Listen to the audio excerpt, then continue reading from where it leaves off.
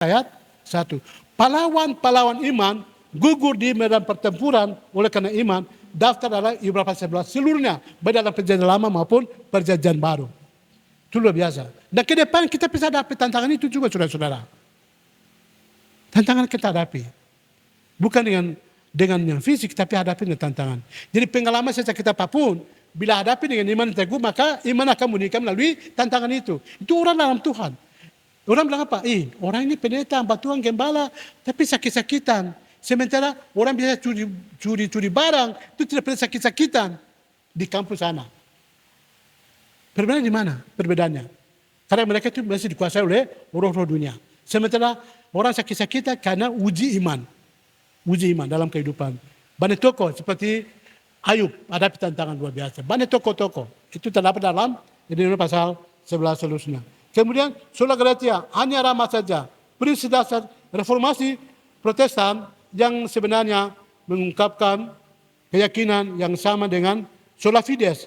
Orang-orang benar percaya dibenarkan hanya oleh karena belas kasihan Allah dan Yesus Kristus luar biasa. Jadi kita hidup karena anugerah. Kesempatan anugerah ini kita lakukan. Dalam perjanjian lama beda dengan perjanjian baru. Kemudian berikut sola scriptura. Hanya kitab suci saja, kembali pada Alkitab. Ini bukan buku. Ini saya bawa buku, saya lupa bawa buku. Ini buku beda dengan Alkitab. Di kampung itu pernah orang terbakar, tapi Alkitab tidak terbakar. Itu luar biasa. Waktu peresmian gedung gereja Kiune itu, pendeta Pedinus, mata ketua wilayah, BPP, dia khotbah. Itu Pak Guru DGI, orang penyair, dia tenggelam di Kali Balim. Dia tenggelam, tapi Alkitab tampias keluar itu tidak basah utuh, luar biasa. Jadi saudara sekalian, Alkitab ini tidak pernah revisi. Alkitab tidak pernah revisi. Jadi Roh Kudus mendorong orang-orang tertentu untuk menulis tanpa salah. Itu Martin Luther sampaikan sola scriptura. Kata saudara kembali pada Alkitab. Apapun ajarannya, uji dengan Alkitab. Ini namanya reformasi. Kembali. Jadi yang percaya orang, tapi kembali Alkitab bicara apa? Kembali pada kehidupan pribadi, kembali pada pengajaran. Yang cepat tapi kembali pada kehidupan pribadi. Itu namanya reformasi. Berikut John Wycliffe, seorang tokoh juga. John Wycliffe itu dia sampaikan hubungan dengan transubstansiasi. Transubstansiasi itu artinya dia menolak itu tentang reformasi. Waktu teman-teman Katolik, waktu perjamuan itu biasa upacara sakramen. Perjamuan biasa di sini setiap bulan sekali itu. Waktu perjamuan itu, Paus mendoakan sakramen itu, roti dan anggur, itu benar-benar menjadi tubuh dan darah Kristus. Itu menurut pandangan mereka. Kemudian ada yang tidak masuk, itu mereka bawa ke rumah. John Wycliffe sangat terganggu sekali. Dia bilang apa? Dia bilang, itu orang-orang Injili itu istilah konsubstansiasi. Artinya, bukan transubstansiasi, tapi konsubstansinya lambang. Memperingati pengorbanan Yesus. Demi itu kita orang berdosa. Itu orang Injili. Itu beda dengan transubstansiasi, itu tekanan oleh Martin Luther. Itu seorang tokoh. Banyak tokoh, tapi saya mewakili yang bagian itu. Kemudian berikut orang baptis. Pernah ada reformasi juga, jangan lupa. Itu tolong perhatikan ada tanda X itu karena topik sama dengan latar belakang Anabaptis. Perhatikan. Latar belakang orang Anabaptis. Anabaptis Yunani artinya baptiso yang artinya membaptiskan kembali. Baptis kembali. Coba bayangkan, baptis kembali. Kata ini dipergunakan untuk mewujudkan kepada bermacam-macam kelompok Kristen di Eropa, khususnya di Jerman, Belanda, Swiss. Menganggap baptisan bayi tidak sah.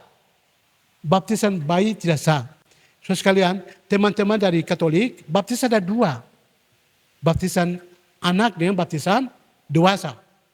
Jadi orang baptis waktu itu di Jerman, di Swiss, Belanda, mereka tidak mau pakai istilah baptis anak. Mereka tolak bagian ini. Ini namanya reformasi. Mereka maunya baptis satu kali saja, dewasa. Mengapa kembali pada Alkitab? Yesus dibaptis satu kali. Kemudian, mengapa ada baptis dua kali? Pertama, itu ada dua alasan. Baptis 2 kali oleh karena pertama melepaskan dosa turunan. Dosa turunan, karena kita semua dari Adam dan Hawa.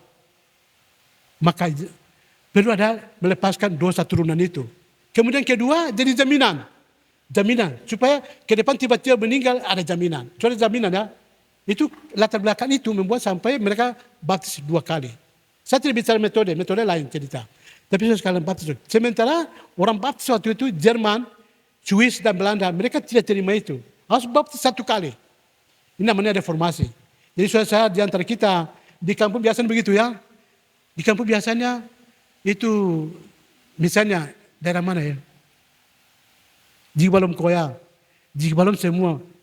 Kemudian kita cari orang anak-anak dari Koya, ambil di kebun, baru bawa lagi, baru baptis dia. Padahal dia belum bertobat, sampai kali kabur.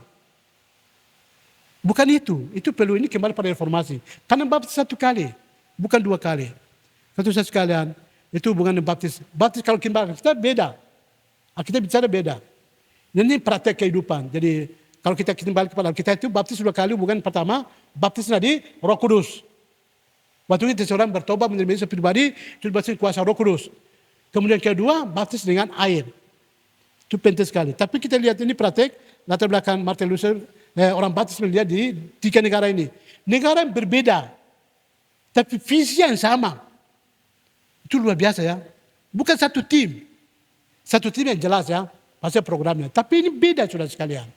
Karena mereka melihat kembali pada kitab. Yesus dibaptis bukan masih kecil, sudah dewasa dibaptis. Baptis 1 kali, Yesus dibaptis 1 kali di teladan. Saudara sekalian, itu membuat sampai mereka bilang, baptis anak harus baptis ulang. Baptis ulang. Itu mereka tekan kembali pada kehidupan pribadi. Saudara sekalian, mungkin di antara kita masih kecil, baru dibaptis. Atau mungkin di antara kita belum ada perubahan hidup. Belum lahir baru dibaptis.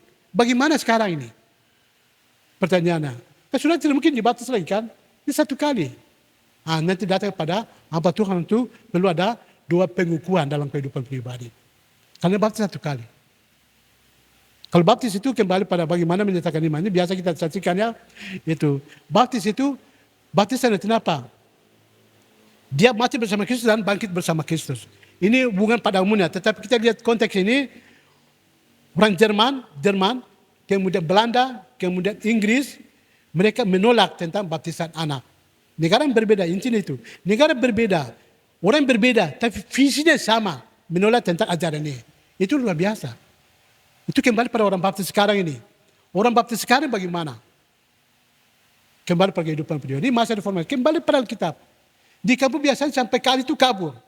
Kalau di kota cuma 1-2 orang ya cukup. Tergantung. Tidak bisa paksa. Kita bisa bawa dia. Tidak bisa. Pribadi. Siapa mendaftarkan untuk dibaptis silakan datang mendaftarkan diri. Jadi Katolik beda dengan orang Injili. Tapi praktek ya sama saja. Tapi tergantung pada kita masing-masing. Dan kembali pada kehidupan pribadi. Baptis itu penting. Saya tidak bicara bagian itu. Tapi bagaimana orang Injili mengadakan itu termasuk orang baptis. Jadi kita lihat. Nama ini merupakan nama sindiran yang diberikan. Jadi kita lihat kepada mereka. Lawannya adalah mereka yang menolak baptisan anak sebagai baptisan yang benar. Mereka membaptiskan kembali anak yang telah dibaptiskan pada waktu kecil. Apabila ia telah menjadi dewasa, itulah sebabnya mereka disebut anak baptis. Jangan lupa ya. Sebabnya disebut anak baptis. Baptis kembali. Perkembangan baptis banyak memperoleh bantuan dari pengaruh golongan-golongan anabaptis, orang-orang anabaptis pada umumnya. Mempengaruhi pada 3 paham utama, yaitu pertama, mereka percaya kepada kemampuan setiap orang untuk mendekati Allah tanpa perantaraan. Katolik biasanya kepada Bapa di surga, itu biasa harus melalui apa? Santa Bunda Maria. Orang bilang apa? Biasa anak lebih dekat Bapa atau Mama pada umumnya. Halo? Anak-anak lebih dekat Bapa atau Mama? Mungkin tergantung ya. Kenapa? Biasa dapat pukul dari orang. Sudah pernah panggil Bapa atau Mama? Mama tolong, Mama tolong. Kan biasa begitu ya. Termasuk saya dulu begitu. Saya tidak tahu saudara. Pernah mencakap tidak? Saya tidak tahu. Kenapa paling lama? Karena selama 6 bulan, 7 bulan, 8 bulan sampai sekarang ini. Jadi artinya begini, teman-teman Katolik ada sesuatu datang kepada Bapa di surga melalui perantara siapa? Siapa? Maria. Jadi teman-teman latar belakang sekolah Katolik saya tahu itu ya. Ya Vicky dengan Marta, Marta belum. Repson, mereka tahu itu. Itu biasa lakukan ya sekolah Katolik. Mereka ajarkan, mereka mungkin lebih tahu bagian itu. Ya lebih tahu. Jadi saudara sekalian, itu latar belakangnya. Tapi kembali pada kehidupan pribadi. Jadi saudara sekalian, baptis itu kembali program-program paling utama untuk kita jalani hidup dalam pelayanan. Jadi mereka itu tidak pakai ada perantaraan. Tahu perantaraan? Perantaraan ya, tahu ya? Perantaraan ini ada orang pertama, orang kedua, dia ada penyambung. Macam daerah Engkros dengan sebelah Tobati ini melalui apa? Jembatan merah menghubungkan. Jadi artinya hubungan itu tidak ada. Jadi hubungan manusia dengan Tuhan melalui siapa? Maria tidak ada. Bagian orang baptis mengaku itu. Mereka percaya kepada kemampuan setiap orang untuk mendekati Allah tanpa perantaraan. Jadi masing-masing hubungan kita dengan Tuhan itu ada. Itu penting sekali dalam kehidupan pribadi. Berikut, mereka mengendaki juga anggota-anggota gereja telah dilahirkan kembali. Anggota-anggota gereja dilahirkan kembali. Ini penting sekali. Dilahirkan kembali. Jangan sampai belum lahir baru. Kembalikan. Jadi anggota gereja harus lahir kembali. Artinya, lahir 2 kali, mati 1 kali. Lahir 2 kali artinya begini. Pertama lahir bukan keluarga. Sudah tahu ya? Tahu. Itu tanggal lahir bulan biasa potong kue. Tapi tanggal lahir rohani itu kapan? So masih ingat ke tidak? Jangan sampai belum lahir baru berbagian. Itu sudah sekali. Jadi lahir baru itu penting. Itu tekanan waktu itu. Luar biasa. Sampai sekarang sama juga. Lahir baru. Itu penting. Lahir harus 2 kali. Berikut, mereka menolak baptisan bayi dan ada pemisahan antara gereja dan negara. Jadi orang baptis itu tidak pakai istilah bapak poligami. Bapak poligami. Ada suatu saat, ada kegiatan di Seminari Wamena. Ini rakyat.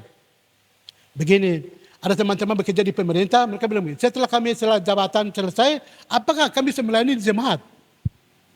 Itu proses panjang. Mereka cari celah untuk masuk bagian itu.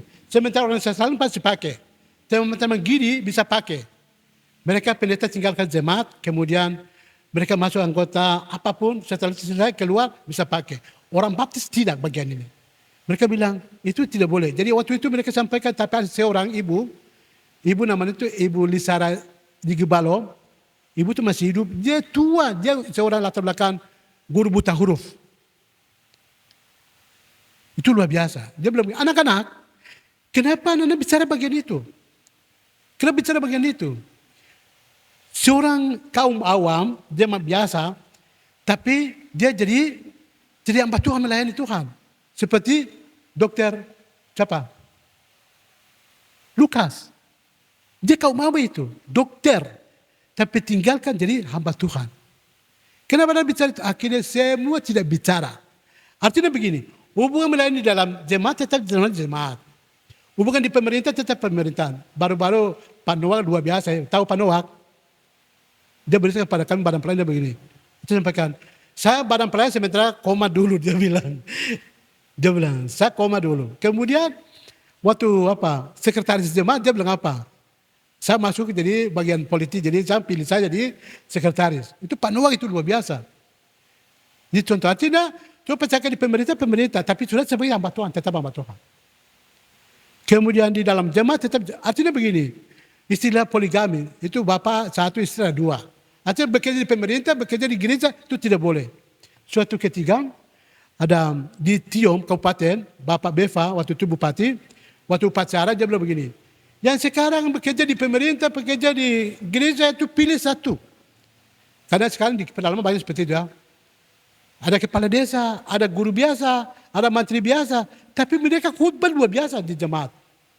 Tapi mereka pegawai negeri. Lalu Bapak bilang begini, pilih satu. Tapi Pak Edison kepala distrik di Tiom kota dia bilang begini, Bapak, ini mereka walaupun pegawai negeri, tetapi dalam jemaat mereka tidak terima itu persepuluhan, tapi malah mereka mendukung. Oh kalau begitu lanjut dalam pelayanan. Ini kembali, jadi sini begini. Artinya dalam pemerintah itu sejarah mencatat seperti itu. Supaya mereka fokus. Tapi itu semua hamba Tuhan tetap hamba Tuhan. Cuma bagian-bagian itu yang ditekankan bagian ini. Luar biasa. Kita pelajari ya. Itu hubungan dengan sejarah. Jadi anak baptis, kemudian reformasi, kita sampai situ. Selalu kita lihat iman pemuda Kristen yang berkualitas. Tanggal 8 Oktober 1995. Sudah tahu tanggal itu? Halo? Tahu tanggal itu? 8 Oktober 1995. Itu artinya jadi jemaat ini tanggal ini. Cocok permintaan topik kali ini.